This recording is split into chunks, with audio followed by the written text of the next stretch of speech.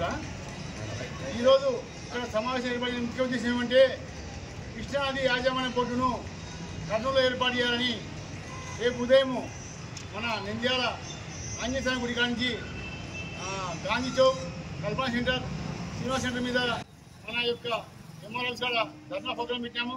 ఎందుకంటే గతంలో ఈ రాయలసీమ సాగునీటి సాధన సమితి అధ్యక్షులు బుజ్జ దశరథ రామిరెడ్డి గారు ఈ శ్రీశైలం మనం పోరాటం చేస్తున్నారు. ఎన్నో ఏళ్ళుగా గత 5-10 సంవత్సరాలు పోరాటం చేస్తున్నారు. ఇప్పుడు మొన్న ఈ అంతకుముందు ఈ మన శ్రీశైలం పోర్టును గత ప్రభుత్వంలో వైజాగ్లో పెట్టాలనుకున్నారు. ఆ టైంలో ప్రతిపక్షాలు అందరూ కలిసి కట్టలు పెట్టడానికి తీర్మానం చేశారు. ఆ రోజు ఇప్పుడు అధికారం ఉన్న టీడీపీ నాయకుడు చంద్రబాబు గారు కూడా ఆ రోజు తీర్మానం చేశారు. కృష్ణానది యాజమాన్య బోర్డును కర్నూలులో ఏర్పాటు చేయాలని తీర్మానం చేశారు. కానీ అధికారం చేపట్టిన తర్వాత వారి యొక్క రాజకీయ లబ్ధి కోసము మొన్న ఫిబ్రవరి 10వ తేదీన అఖిలపక్ష సమావేశం జరిగితే దాంట్లో అన్ని రాజకీయ పార్టీలు, వామపక్ష పార్టీలు, అన్ని ప్రజా సంఘాలందరూ తీర్మానం చేశారు కృష్ణానది యాజమాన్య బోర్డును కర్నూలులో ఏర్పాటు చేయాలని.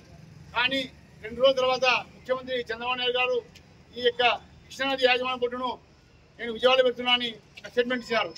ఎందుకంటే ఈ విజయవాడలో కృష్ణానది బోర్డును పెడితే మన రాయలసీమ హక్కులు కోల్పోతాం, మన పంటలు పండించలేము, మన వ్యాపారాలు జరగవు, అభివృద్ధి జరగదు, ఉద్యోగ అవకాశం ఉండవు, మన కట్టు బానిసల మీద అయిపోతాం. ఎందుకంటే వారి శివజెట్టు వారు నీరును తోడుకుంటారు కాబట్టి దీని మీద మన రాయలసీమ సాగునీటి సాధన కమిటీ అధ్యక్షులు బుజ్జ దశరథ రామిరెడ్డి సార్ గారు పోరాటం చేస్తున్నారు. ఈ పోరాటానికి ఇలాంటి యువకులు, చదువుకున్న వాళ్ళు, రైతులు అందరం ఇక్కడ ఉన్నారు. మీరందరూ మద్దతు తెలపాలి. లేకపోతే బోర్డు మనకు ఉండడం వల్ల మన హక్కులు మనం కాటాడగలుగుతాం. లేకపోతే మన కరెంటుకు, మన నాగార్జున సాగర్ ఆయకట్టకు 264 టీఎంసీ నీళ్ళు ఇవ్వాలి.